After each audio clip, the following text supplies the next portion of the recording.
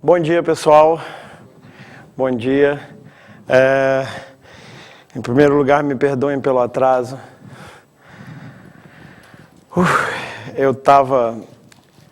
Eu costumo vir para cá por um caminho muito bacana aqui no Rio de Janeiro, na Floresta da Tijuca. Então, caminho bom, tranquilo para vir antes da aula aqui, a gente vem relaxado e tal.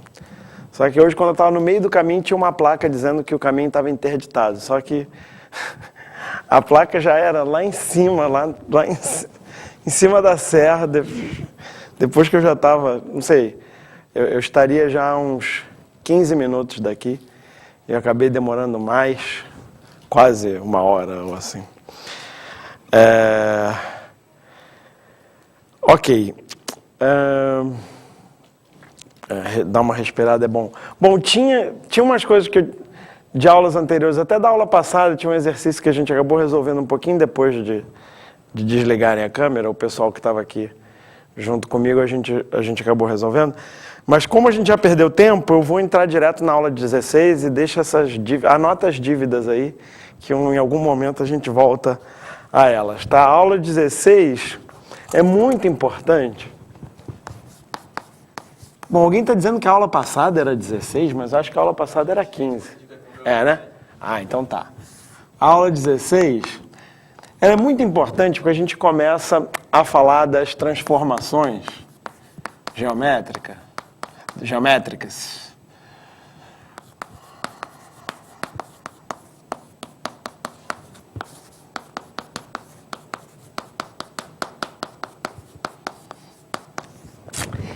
Que representam um ponto de vista diferente para a geometria, um ponto de vista mais moderno. Né? De fato, final do século XIX, início do século XX, houve um movimento na geometria de olhar diferente, na verdade olhar diferente até o que significa a geometria. Tá? E apesar de que boa parte do que a gente faz com transformações geométricas a gente podia fazer sem elas, o ponto de vista de transformações geométricas ele torna algumas configurações, o estudo de algumas propriedades das figuras mais natural e mais simples. Tá? E a gente vai ver boa parte disso hoje. A gente vai ver hoje alguns problemas que você pode perfeitamente resolver sem o conceito de transformações, mas tendo esse conceito, você visualiza melhor, você entende melhor o que está acontecendo. Então,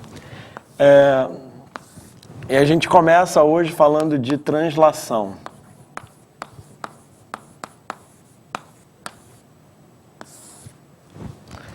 Então, o que a gente chama de translação tem essa palavra. Muitas vezes a gente escuta pela primeira vez quando se fala de astronomia, né? Dos movimentos da Terra. O movimento da Terra tem um movimento de translação, um movimento de rotação. Tal, né? Então, translação é um nome associado a movimento. Em geral, as transformações estão associadas a algum tipo de movimento. Mas quando a gente pensa em movimento, a gente pensa que você tinha algo que estava num lugar, foi para outro lugar, mas continua sendo aquele mesmo algo, continua sendo aquele mesmo objeto. Tá? E é isso que faz a translação. A translação, ela muda os objetos de lugar, mas ela preserva todas as características que fazem aquele objeto ser reconhecível. Tá? Então, por exemplo, um triângulo, você reconhece um triângulo pelo tamanho dos seus lados, pelo formato geral do triângulo, que tem a ver com os ângulos dele, etc. Uma translação que faz modificar a posição desse triângulo, mas mantendo ele reconhecível. Você vê que é o mesmo triângulo. Então, por exemplo, a ideia da translação é eu arrastar esse triângulo para algum outro lugar assim, mantendo o mesmo formato. De fato, na translação a gente mantém um pouco mais do que o formato, tá? Eu tentei desenhar aqui, acho que não com muito sucesso, mas quando você faz uma translação, além de manter o formato, além de manter o tamanho, você também mantém a posição relativa em relação, por exemplo, à horizontal e vertical, tá?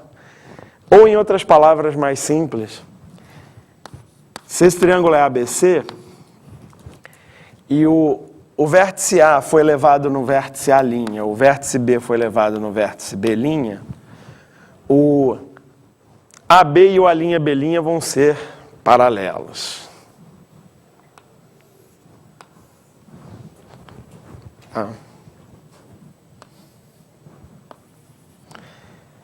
E a mesma coisa para os outros. Certo? Se você pensar, esse tipo de transformação em que você muda a posição da figura, mas mantém, no caso do triângulo, mantém os lados paralelos, se você observar o deslocamento individual de cada ponto, por exemplo, o ponto A, ele saiu daqui e foi para cá. A gente pode desenhar uma flecha para indicar esse movimento. Isso é muito típico em física, né? Se eu indicar o movimento do B com uma flecha, também, e se eu indicar o movimento do C com outra flecha, certo? Se você olhar para essas três flechas, você nota que elas têm bastante coisa em comum, certo? O que elas têm em comum, essas três flechas? Tem o mesmo tamanho, o que mais? Mesma direção e sentido, né? Flechas que têm mesmo tamanho, mesma direção e mesmo sentido, a gente diz que representam o mesmo vetor. Esse é o conceito de vetor em matemática e é um conceito muito usado em física também, tá? Então, translação é sempre associada a um vetor.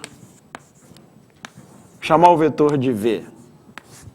V de vetor. Podia chamar o vetor de T de translação também. Vou chamar de V de vetor.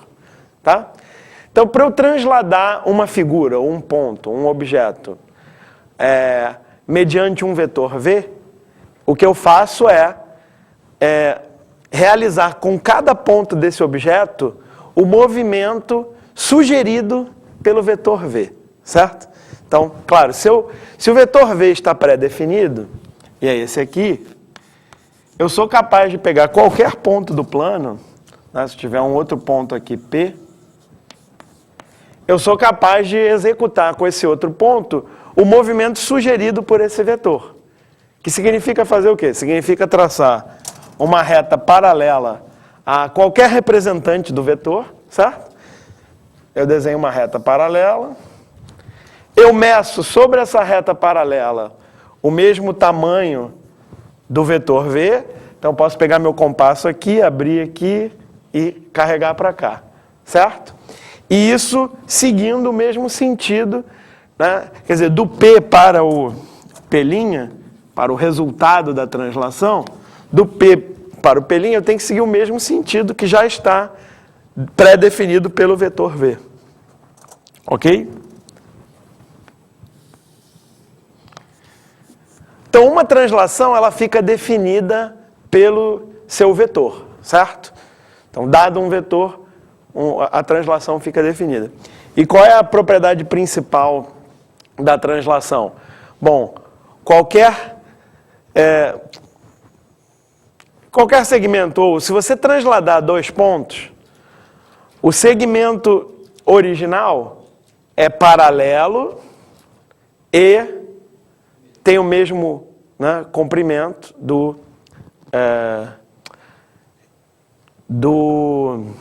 eu falei o quê? O segmento original tem o mesmo comprimento e é paralelo ao transladado, né, ao resultado dessa translação.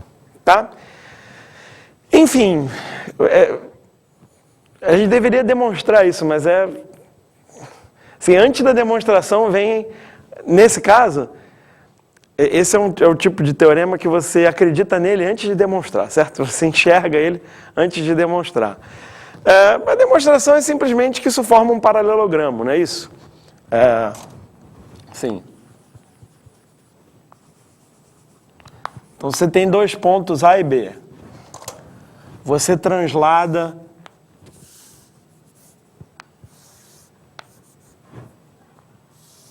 os dois pontos utilizando um certo vetor V, certo? Você obtém os pontos A' e B', de forma que o quadrilátero AB, B'A, por construção, ele tem dois lados de mesmo comprimento que são paralelos, certo? Isso a gente já sabe que é suficiente para garantir que esse quadrilátero é um paralelogramo e, portanto, os outros dois lados opostos, né? Os outros dois lados opostos também são iguais e paralelos, tá? Eu não tenho certeza, eu acho que o material... Eu não lembro muito bem qual é a notação que o material usa. Existem várias notações que a gente pode usar. Acho que ele usa simplesmente isso que eu estou usando aqui, colocar uma linha, né? Mas às vezes eu acho conveniente... bom, tem uma notação mais usual que é a seguinte. A linha é o resultado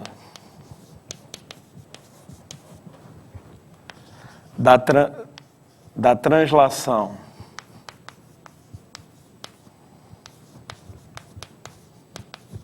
de A pelo vetor V, ou de vetor V, translação de vetor V,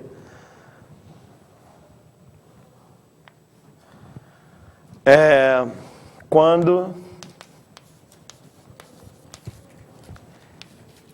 essa é uma notação útil também, o vetor que une os pontos A e A', certo? É o mesmo vetor V, certo? E uma outra notação que de vez em quando eu acho útil, que não é tão usual assim, mas que eu posso usar em algum momento, é bom você não estranhar, é isso aqui. Eu às vezes gosto de escrever coisas assim. O A' é igual ao A mais o vetor V. Tá?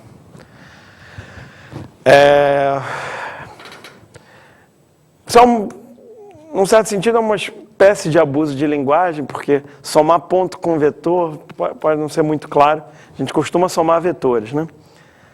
Mas é muito simples entender o que isso significa. Bom, isso aqui significa aquilo ali, tá? Isso pode ser útil em alguns momentos. Então, o teorema aqui é que AB é igual a B' e AB é paralelo à B'.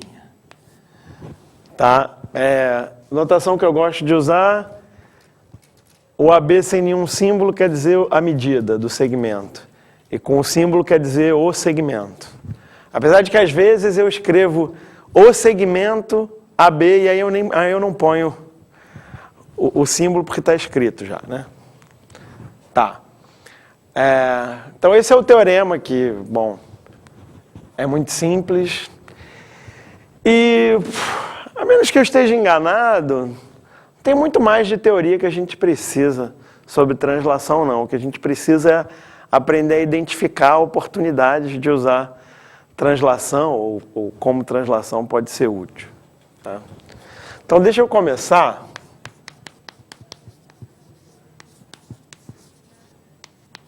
com um exemplo que não está no material. Seguinte.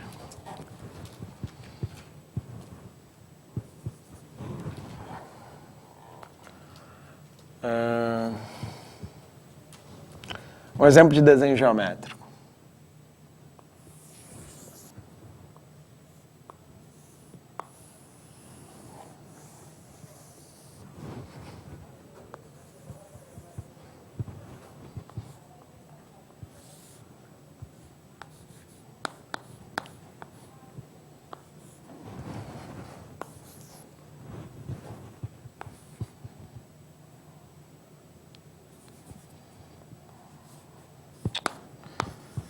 colocar assim.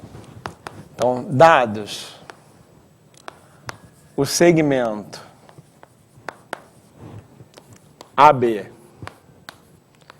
e a circunferência C, construir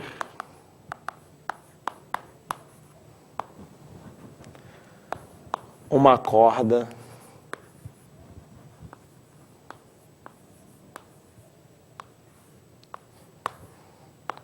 CD de C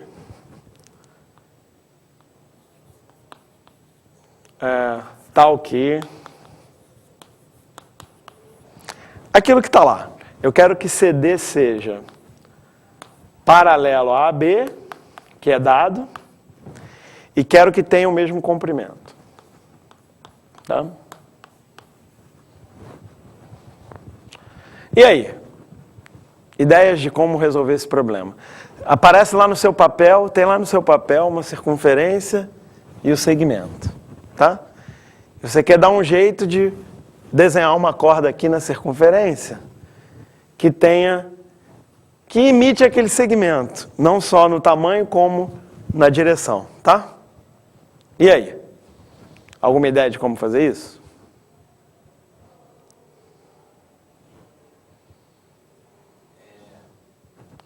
Diga, Felipe. O que você quiser. Ah, de instrumentos? Régua e compasso. Você pode até usar um par de esquadros, mas tudo que você faz com um par de esquadros, você faz com régua e compasso. Então, pensa em régua e compasso. É o tradicional, né?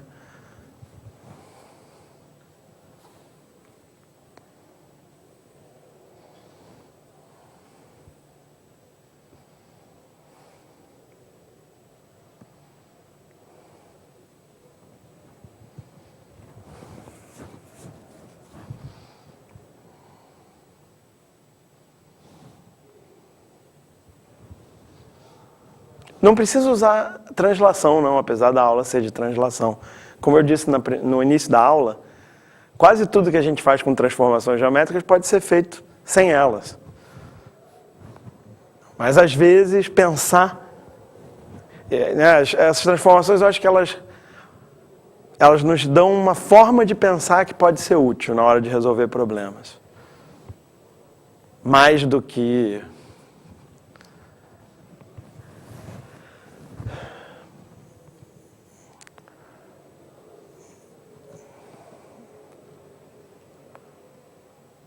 assim, mais do que uma teoria nova, não é bem uma teoria nova. Quando a gente pensa em transformações geométricas, na verdade vale a pena revisitar toda a geometria que a gente já aprendeu sob esse novo ponto de vista. Tá?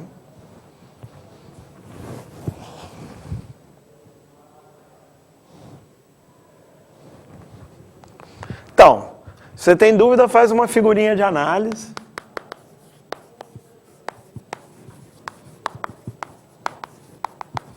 Que é desenhar supondo que o problema já está resolvido. Supõe que o problema já está resolvido. Você já desenhou aqui uma corda CD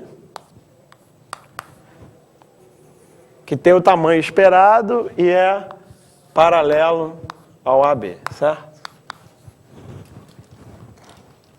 E aí?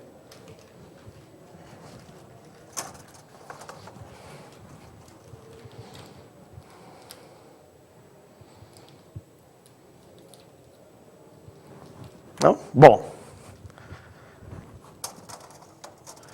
eu sempre gosto que vocês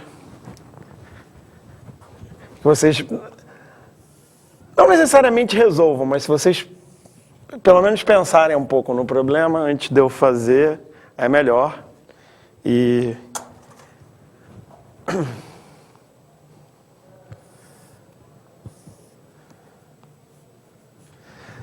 eu diria que essa aqui é a construção mais básica possível quando você fala de uma corda de circunferência. Corda de circunferência eu lembro logo de Pitágoras, eu lembro do triângulo retângulo. É um triângulo isósceles, na verdade. Mas se você fizer essa figura, você percebe o quê? Você percebe que se o tamanho da corda está pré-determinado, como o raio também está pré-determinado, esse tamanho verde está pré-determinado, certo? Além desse tamanho verde estar pré-determinado, a direção desse segmento verde aqui também está pré-determinada, porque aquele segmento tem uma direção pré-determinada. Tá? Então, o que você pode fazer, olhando para essa figura, é o seguinte. Você pode traçar a mediatriz do segmento AB que foi dado já, ok? Aí você pega o seu compasso, abre com abertura igual ao raio da circunferência, põe a ponta seca aqui no A, por exemplo, e aí gira o compasso para marcar um pontinho aqui, certo? O que você vai ter criado aqui? Um triângulo retângulo, cuja hipotenusa é igual ao raio, porque você transportou o raio, certo? E tal que um dos seus catetos é metade do segmento AB, assim como esse aqui é metade do segmento CD, certo? Portanto, esse pedaço vermelho vai ter que ser igual a esse pedaço vermelho aqui, certo? Então esse é um jeito de construir. Você faz essa construção que eu acabei de descrever, aí traça uma paralela a essa reta, passando pelo centro, certo? Marca o tamanho verde em cima dessa reta. Se você ainda não tinha percebido, agora você vai perceber que tem duas soluções, uma para cima e outra para baixo, certo? Vou fazer uma só, tem duas soluções. E aí, uma vez determinado esse segmento verde, basta traçar uma perpendicular e você acabou. Tá certo? Então, como eu disse antes, você não precisa pensar em translação para resolver esse problema.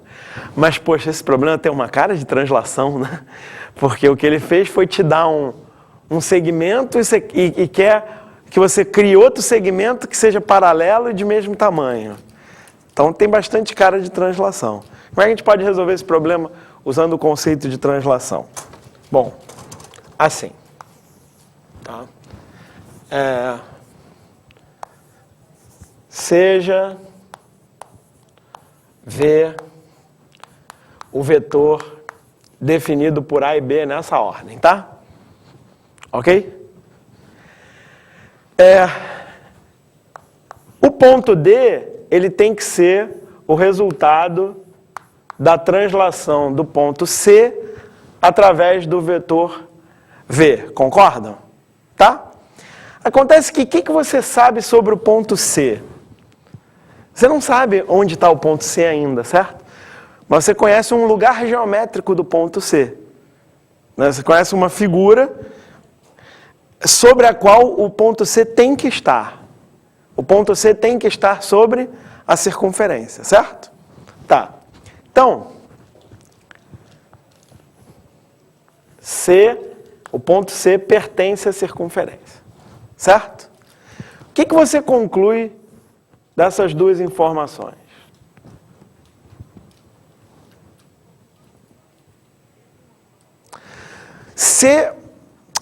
D é o resultado de executar uma translação no ponto C, certo? Mas o ponto C pertence a uma determinada figura, certo? É verdade que D também pertence a essa mesma figura, mas eu vou usar essa informação depois. Ou eu pretendia usar essa informação depois. Ou essa informação já é dada do enunciado. Então é verdade que... sei lá. Bom, é verdade que D pertence à circunferência, isso eu também sei, certo? Mas eu não preciso usar essa informação, não quero que você use essa informação agora, quero que você use só essas duas, tá? Que é o seguinte, fala Felipe.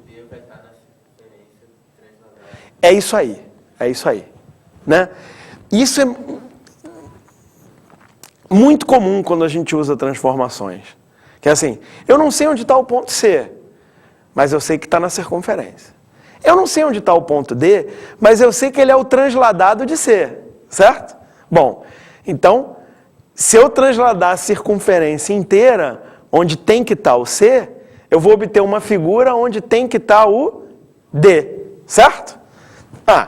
Se D é o transladado de C e C pertence à circunferência, a minha conclusão é que D pertence a quem?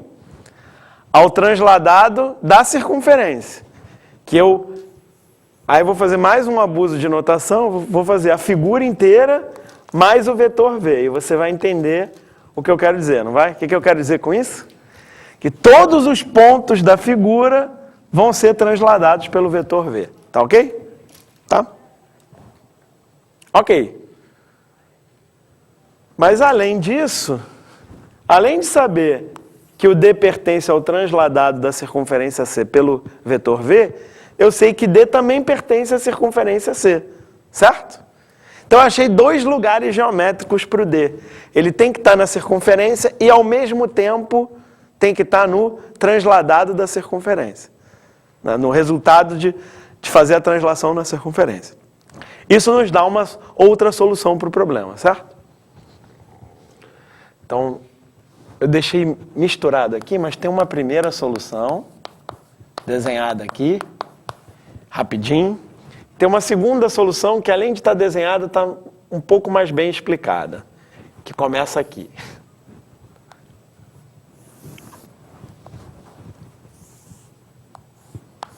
Então, aqui começa uma segunda solução. Tá? Então, juntando essas duas informações, D pertence à interseção de C com a translação da circunferência C pelo vetor V. Legal? Como é que a gente desenha isso? Transladando o raio? O centro, né? Claro. Certo? Então, o que a gente faz é o seguinte. Tem lá a nossa circunferência C, certo? Tem um centro O. A gente translada o centro. A gente pega o vetor V, que foi dado, certo? E usa o vetor V para transladar o centro da circunferência. Traça uma paralela, marca o tamanho certo aqui e a gente obtém o ponto O', transladado do O. E agora, pega o mesmo raio, né? Porque a translação vai manter o raio. Então, o mesmo raio daqui, eu pego aqui e traço. Certo? E agora? Os dois possíveis pontos D estão aqui. Certo? D1, D2. Para achar os pontos C, agora, é só a paralela. É só traçar a paralela. Certo? Traço as paralelas e terminei o problema. Tá bom? Legal? Ótimo. Tem vários problemas assim de desenho geométrico que você pensar desse jeito, eu tenho esse lugar geométrico e eu tenho uma transformação que leva um ponto no outro. Então eu posso transformar a figura inteira. Né? Quando eu não posso transformar o ponto que eu não conheço, eu posso transformar uma figura a qual eu sei que o ponto pertence. Essa é uma técnica bem poderosa que eu queria mostrar para vocês antes de começar a resolver os problemas que tem no material aí. Bom, como sempre, os problemas que estão resolvidos no material você pode ler, né? Deixa eu comentar os que não estão. Então, tem um número 1 aqui que é bacana. Prove que uma sequência de duas translações pode ser substituída por uma simples translação. O que é uma sequência de duas translações? Você pega a figura, pensa nesse triângulo aqui do início. Transladei ela para cá, e aí transladei ela de novo, sei lá, para cá, certo? O que o enunciado está dizendo é que eu podia ter feito uma translação só, daqui para cá, certo? Então, quem tem alguma noção de operações com vetores, eu acho que vai dar a resposta imediatamente, certo? A nova translação, o vetor da nova translação é o quê? É a soma dos vetores da translação antiga. Claro, porque olha ponto a ponto, certo? Vou desenhar aqui mesmo, gente, porque esse eu acho que é simples o suficiente para você completar os detalhes em casa. Fiz essa translação de vetor V. Aí fiz uma outra translação de vetor U, certo? esse é o A, duas linhas. O vetor que une o A ao A, duas linhas, é sempre o mesmo. Independente de onde está o ponto A. É o mesmo para o A, para o B, para o C, etc. Por quê? Porque é o resultado de somar os vetores V e U. E a soma de vetores, uma das definições de soma de vetores pode ser essa. E essa definição de soma de vetores funciona por quê? Por congruência de triângulos, certo? Porque é o lado, ângulo, lado, certo? Porque o ângulo entre o vetor V e o U vai ser sempre o mesmo, qualquer que seja o representante que você pegue. Vai ter o mesmo ângulo e você vai ter dois lados de mesmo comprimento. Então, ali vai ter sempre o mesmo comprimento e sempre a mesma direção, porque esse ângulo também vai ser sempre o mesmo. Tá? Então, o problema número 1 é bem simples e é o conceito de soma de vetores, certo? Você fazer composição de translações, quer dizer, uma translação depois da outra, pode ser substituído por uma única translação, cujo vetor é o vetor resultante, é uma boa palavra nesse caso, resultante dos outros dois. Vetor soma, né? Soma de vetores ou resultante. Tá? Muito bem.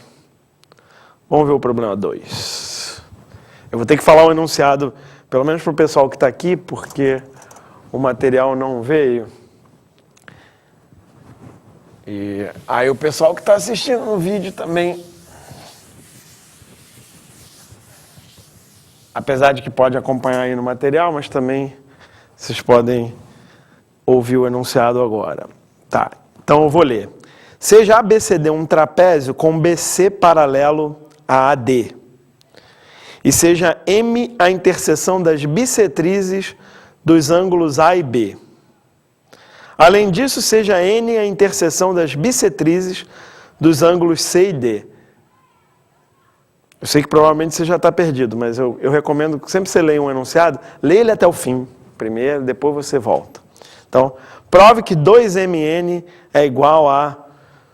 Aí é um módulo de AB mais CD menos BC menos AD. Tá. Parece complicadinho, né? Então, trapézio, dois lados paralelos.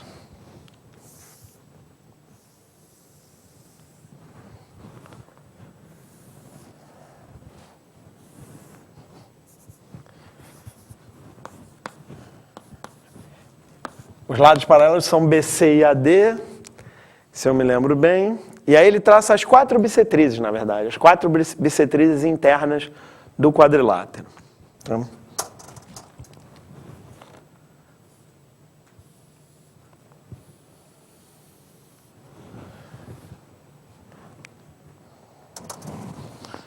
como sempre, recomendo que você procure fazer a melhor figura possível.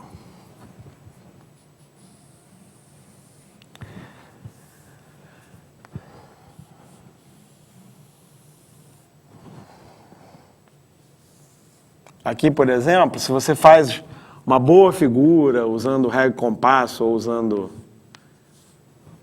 usando instrumentos de desenho, etc., quando você fizer a interseção dessas duas bissetrizes, é capaz de você desconfiar que esse ângulo aqui é reto. Né? Não que necessariamente isso seja útil para resolver o problema, acho que nesse caso nem vai ser muito útil, mas acontece muito, né? Você está desenhando um problema de geometria, você desenha, observa alguma coisa, e aí você vê se você sabe provar. Primeiro você vê se é útil, se for útil você tenta provar. Aqui você consegue provar rapidinho para mim que esse ângulo é 90 graus? Esse ângulo aqui do meio tem que ser 90 graus. Não tem nada a ver com o problema, não. Ou não necessariamente tem a ver com o problema. Mas é um bom exercício esse, de fazer um bom desenho, observar alguma propriedade e aí provar. Vai. Se eu prolongar o A até bater em BC, com essa reta aí, Aham. Sim. prolonga aquele segmento que faz do A, aquele ponto até BC. Aham. Isso. Aí eu vou ter o ângulo lá de cima por baixo. Ok. E vou ter também Ok, então se esse aqui é x, esse aqui é y, você prolonga aqui, x mais y aparece aqui, aí fica x mais y igual a 180 graus, certo? Que o Felipe viu de outro jeito. Eu vi que o ABC mais o BAC É 180 graus, porque são paralelos. Isso ocorre em qualquer paralelogramo, certo? Esses ângulos adjacentes aqui, ou os ângulos adjacentes na base de... seguindo um dos lados não paralelos, esses ângulos adjacentes somam 180 graus, são ângulos... Como é que eles são? Tinha um nome, não tinha? Não, aquela figura. Duas paralelas cortadas por uma transversal. Essa figura é super importante. Porque são 8 ângulos, que na verdade são só 4. Porque esse é igual a esse, igual a esse, igual a esse, e esse igual a esse, igual a esse, igual a esse. Certo? E aí, esses aqui são alternos internos. Então, alternos internos são iguais. Esses aqui são correspondentes.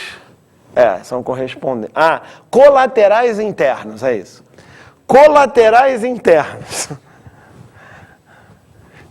Esses nomes não são importantes, mas um dia, né, eu já tive que decorar esses nomes. Então, os colaterais internos são suplementares. Né? Não precisa decorar os nomes, é só entender que essa figura forma 8 ângulos, que na verdade são só 2. Todos os agudos são iguais entre si, todos os obtusos são iguais entre si. E se não tiver nem agudo nem obtuso, todo mundo é reto. Né? Certo? Então de fato esse ângulo aqui é reto. A mesma coisa ocorre do outro lado.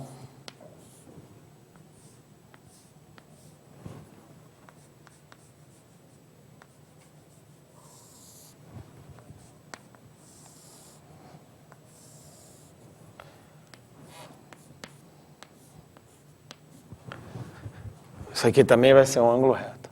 Mas o mais importante é isso aqui. O mais importante, se você faz uma boa figura, a minha nem está tão boa assim, mas se você faz uma boa figura, você deve desconfiar que este segmento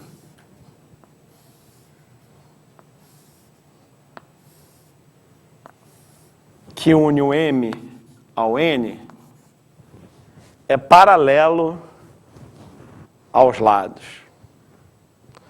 E se você realmente fizer uma boa figura, a minha já não está tão boa assim, nesse sentido, você vai desconfiar que além de ser paralelo aos lados, está bem no meio do caminho entre eles.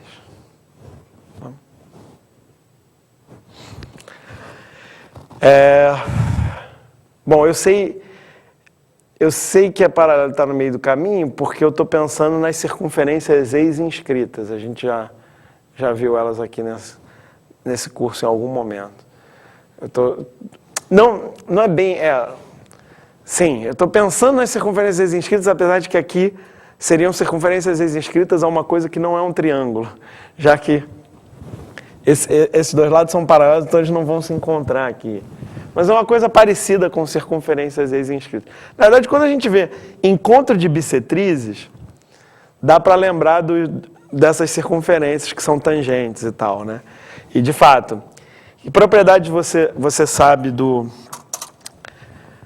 ponto M aqui? Como ele está nessa bissetriz, ele é equidistante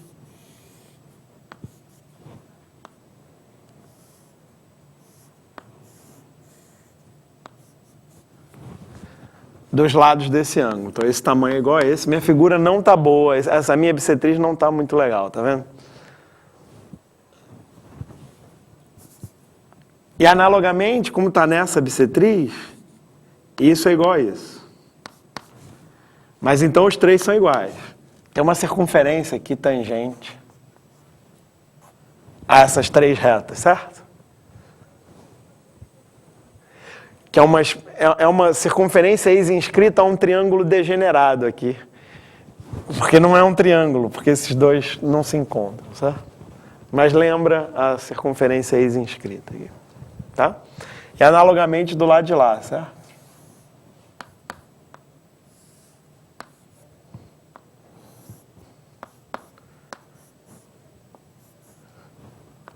Bom, e aí como isso aqui é paralelo a isso ser perpendicular e isso ser perpendicular, significa que isso aqui é uma reta só, certo?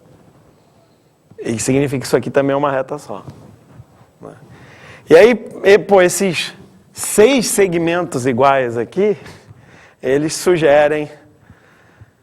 realmente sugerem algumas translações, apesar de que, para ser sincero, essa figura, depois que você faz esse desenho que eu acabei de fazer, eu não vejo muita necessidade de pensar em translação, não, pelo menos eu. O jeito que eu enxergo a figura. Eu, na verdade, estou pensando agora nessa figura assim. É uma espécie de translação, sim, porque esse segmento laranja, MN, que é do qual o problema fala, o problema quer que você prove uma coisa sobre ele, eu vejo que ele aparece de novo aqui em cima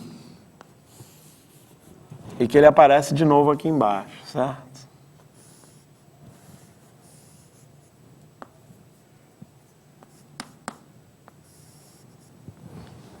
Tá?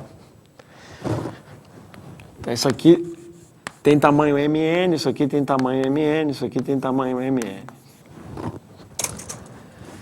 E bom, com certeza é bom a gente olhar para o que a gente quer, né? Eu acabei não escrevendo aqui qual era a meta, onde a gente quer chegar, mas onde a gente quer chegar é o seguinte.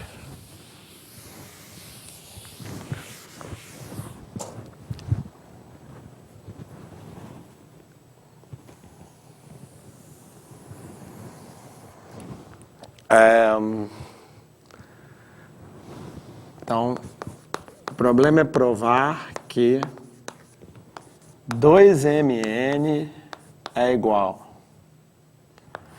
a módulo de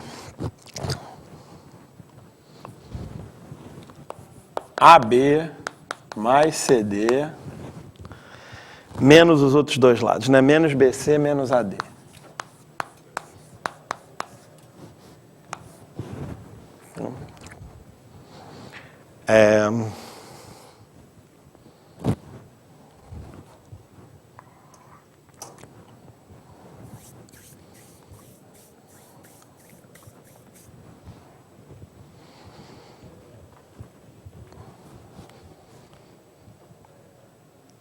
Outra interpretação porque a gente quer provar podia ser o seguinte: eu quero calcular MN em função dos lados do quadrilátero, lados do trapézio, né? Eu quero achar uma relação entre MN e os lados do trapézio. Bom, para isso, olhando para a figura aqui, repara, isso é igual a isso. Essa figura aqui a gente conhece bem também. Na verdade, se você imaginar o círculo, eu até gosto mais. Imagina o círculo, de A partem 2 tangentes ao mesmo círculo, certo? A gente sabe que esses 2 segmentos são iguais. Eu quero um monte de cor agora. Menos laranja, tá. Rosa, azul, verde e roxo. Achei. Tá. Então aqui.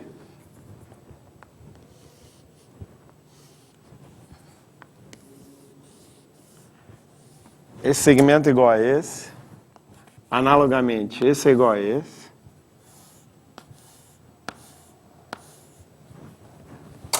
Analogamente.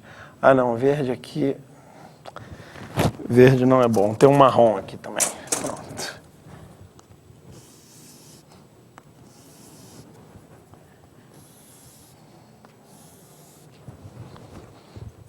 Pô, essa câmera é boa de pegar todas essas cores mesmo? Não, né? Tá. Ainda bem que eu estou falando as cores, porque aí a pessoa pode depois... Né? Marrom e rosa.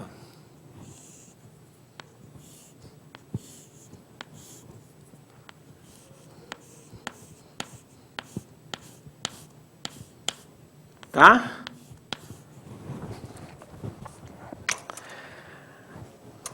Legal esse probleminha. Um desenho colorido resolve o problema. Um desenho colorido bem feito resolve esse aqui. Certo? Já viu? Já viu? Não? Então, vamos lá. Vou te mostrar. Aqui, ó.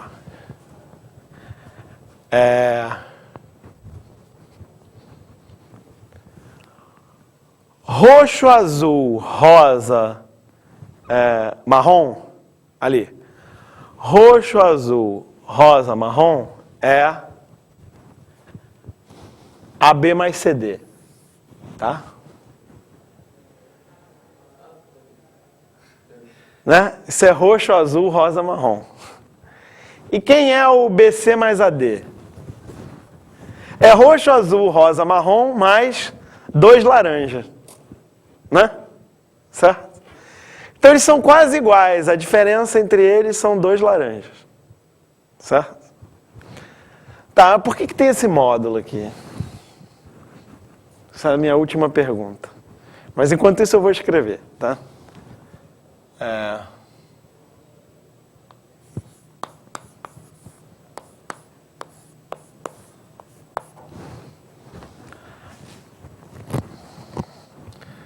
Bom, vamos chamar esses pedacinhos de x, y, z, w para facilitar essa continha aqui. Então é x, AB mais CD. X mais y mais z mais w. E BC mais AD é y mais z, vou fazer na ordem, y mais mn mais z mais x mais mn mais w. Tá? Essas duas coisas implicam que 2mn. Para eu obter 2mn, eu faço o de baixo menos o de cima, né? O de baixo menos o de cima. Então vai dar BC mais AD menos AB menos CD, que ficou o contrário do que está aqui, ficou o oposto do que está aqui, mas como está em módulo, está certo, né? Mas não é meio intrigante, não, que ali está em módulo, mas a nossa solução não apareceu o módulo? É por causa do vetor? Aquele módulo não quer dizer módulo de vetor, não. Quer dizer módulo do... Essas coisas querem dizer medida de segmentos, então isso aqui é um módulo de número real, não é módulo de vetor, não. Então não é por causa disso, não.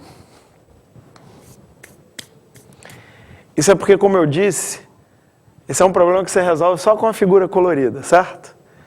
Mas qual é o perigo de você resolver problemas de geometria gerais? Gerais quer dizer que esse é um problema sobre um paralelogramo qualquer, certo? Não é um problema sobre este paralelogramo específico que eu desenhei. Então, quando você resolve um problema de geometria com uma boa figura, mas essa sua boa figura é um caso particular, é uma figura particular de algo que representa ou seja, essa figura representa uma figura mais geral, quer dizer, o problema que você está resolvendo não é para este quadrilátero específico, mas para todos, certo? Você tem que tomar cuidado se a sua figura não tem alguma situação particular da sua figura que você está usando, mas que pode não acontecer em geral. Isso foi o que aconteceu aqui e por isso há a necessidade do módulo. Porque se a minha figura tivesse um pouquinho diferente, isso aqui daria o contrário, certo? Para isso é só você imaginar um trapézio que tenha os lados não paralelos grandes, mas as bases, né, pequenininhas, certo? Que aí não pode ser nesse sentido, vai ter que ser no outro, certo? E aí você tem que se perguntar o que ocorre com o MN nesse caso, o que ocorre com essa construção nesse caso, certo? Então esse é a segunda situação que você deveria analisar. De fato, você consegue estudar as duas juntas se você trabalhar com segmentos orientados, coisas desse tipo, vetores, como o Matheus está dizendo, dá para fazer. Mas é uma figura tão reveladora, né, que eu achei legal fazer direto. Então, você conseguiu imaginar o que acontece? O que acontece é que esses triângulos aqui, eles vão se entrelaçar. E aí esse X, ele vai para lá, e esse W vai para lá. Aí, o que muda é o seguinte. O que muda é que o X vai ficar assim, o W vai ficar assim,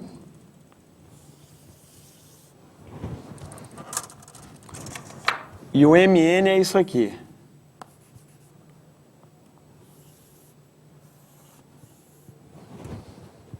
Tá? E aí quando você fizer a conta vai inverter. Certo? Mas a mesma figura funciona, ou o mesmo conceito funciona. Tá? Eu deixo para vocês. Vocês entenderam a diferença, não entenderam? Né? Se isso aqui, se esses são muito maiores do que isso aqui, né? É só imaginar fazer isso aqui, você juntar, né? Esses dois triângulos verdes aqui, eles vão se entrelaçar, a figura vai ficar mais chata mesmo, mais feinha de ver, por isso que eu preferi fazer ela assim. Mas a conta é essencialmente a mesma e as propriedades permanecem. Tá? Beleza. Vou fazer mais um, né?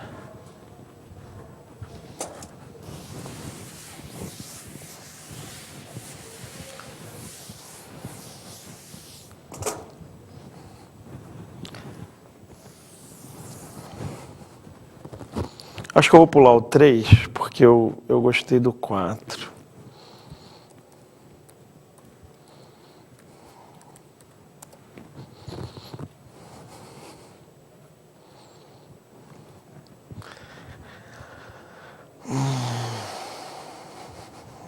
O 4 é legal. Seja P um ponto no interior de um retângulo ABCD. Eu vou fazer um rascunho primeiro.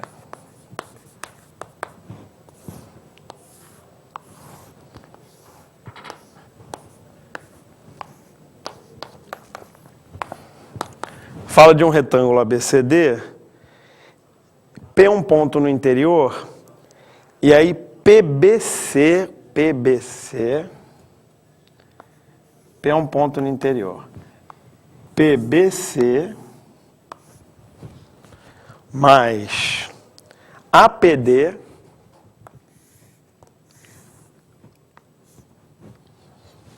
esses dois têm que somar 180 graus.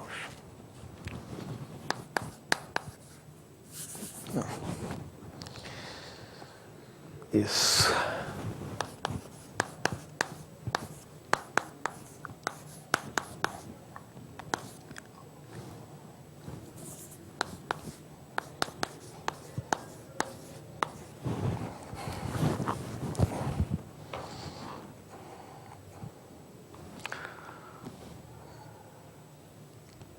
Ele tem que pedir alguma coisa, né? Calcule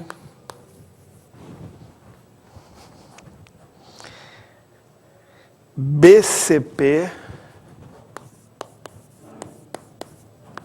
mais DAP.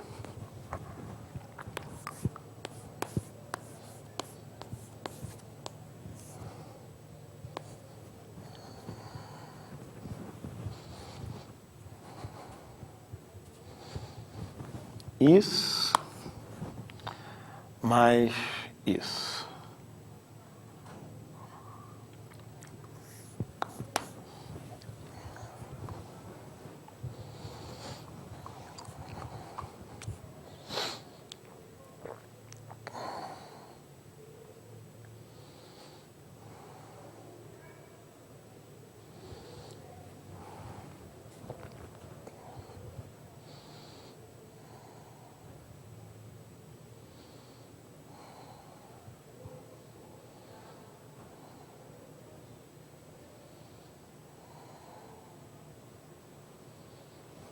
5 minutinhos para vocês pensarem, vale a pena.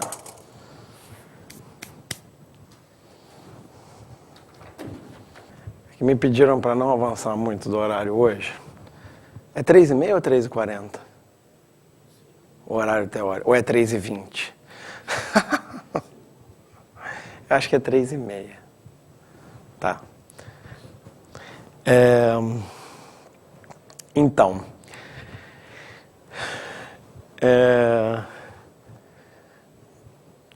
Eu estava meio na dúvida se eu mostrava a solução mágica e depois comentava como você pode chegar numa solução mágica desse tipo, mas eu preferi não fazer isso, eu acho que é muito mais interessante para vocês entender os processos de pensamento do que propriamente ver as soluções mágicas, apesar de que se vocês desenvolverem esse gosto, essa admiração pelas soluções bonitas, né, de matemática e de geometria, eu sei que isso é o que precede você começar a ter suas próprias soluções bonitas, criativas e interessantes. Mas deixa eu compartilhar com vocês o que aconteceu comigo pensando nesse problema.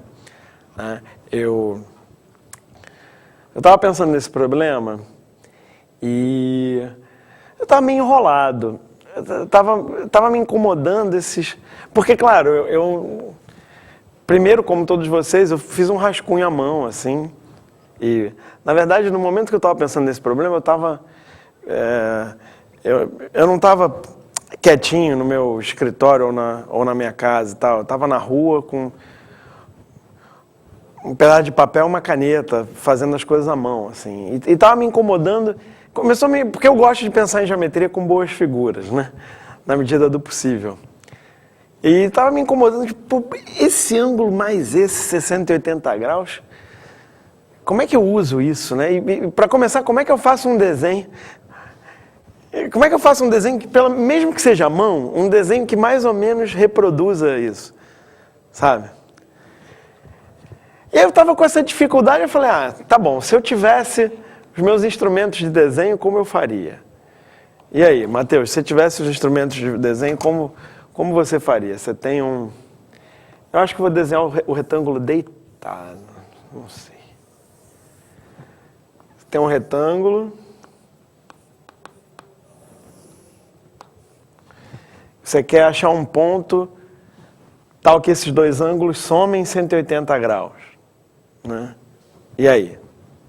Bom, eu pensei o seguinte, vou tentar chutar os ângulos primeiro e depois achar o ponto. Porque se eu tenho os ângulos, eu posso fazer uso daquele recurso chamado arco capaz, né?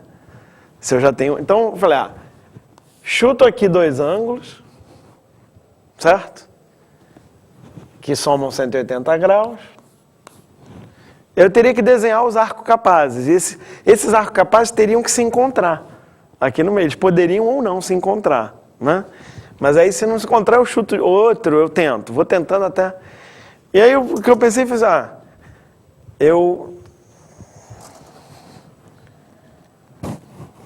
Cadê?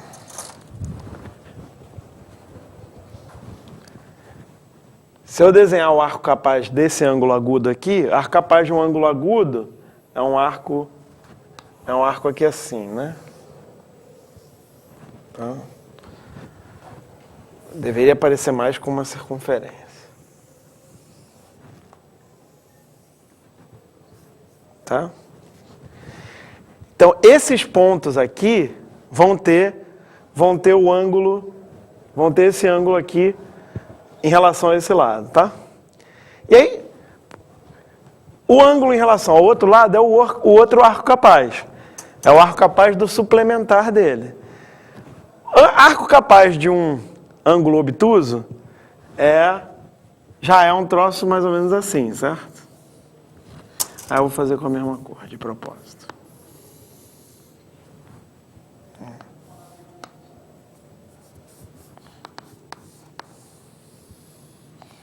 E aí, de fato, eles podem se encontrar e podem não se encontrar. Se esse retângulo for muito esticadão assim, dá para imaginar que não seria possível, né? Então, mas é assim que eu nem desenhei, nem fiz esse desenho.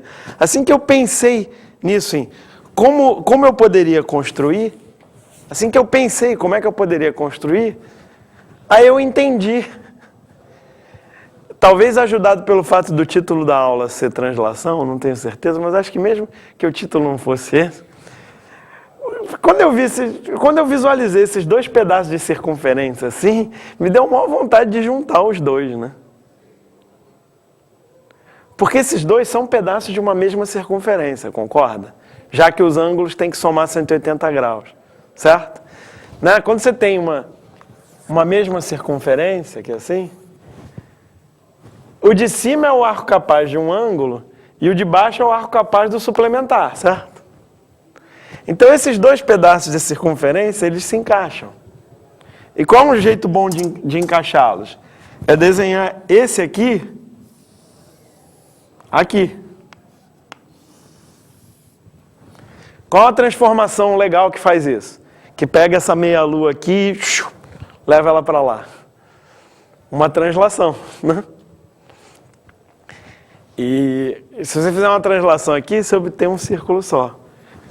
E aí agora dá para fazer até nessa figura mal feita mesmo.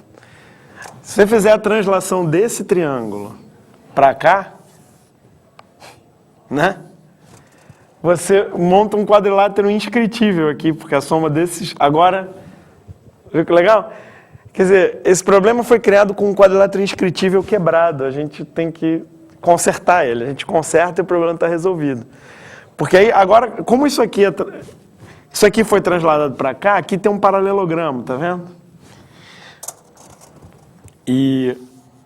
Então, aqui é um paralelogramo. Ah, tá. E isso é importante. Esse ângulo vem para cá, não é isso? E aquele, como o quadrilátero é inscritível, aquele vem para cá. Certo? Então, você quer a soma desses dois. Que é o quê? Que é esse ângulo externo. Que é 90 graus com um retângulo. Não é legal? Não é? Ah, você fez assim, Felipe? Pô, por que você não falou, cara? Ah, é muito melhor quando a solução é de vocês. Foi mal. É que eu estava com um pouco de pressa, porque eu estava um pouco preocupado com a hora. Acabei não percebendo o que você tinha feito. Mas você também podia ter gritado, eu fiz. Então o Felipe fez exatamente desse jeito. Bem legal a solução, né? É um bom exemplo de como você pode usar a translação aí, né? Tá? E, enfim, eu compartilhei com vocês como eu pensei nessa translação. Eu não pensei imediatamente, não pensei, vou montar um quadrilátero inscritivo, não. Eu pensei nos arcos capazes e aí é que me deu a ideia de juntar, tá? Legal, gente. Por hoje é só. Acho que essa aula 16 já tá boa. Ficaram alguns exercícios aí para vocês, mas translação é a transformação mais simples mesmo. Tem algumas mais complicadas que a gente vai ver aí no futuro, tá bom? Obrigado. Até a próxima.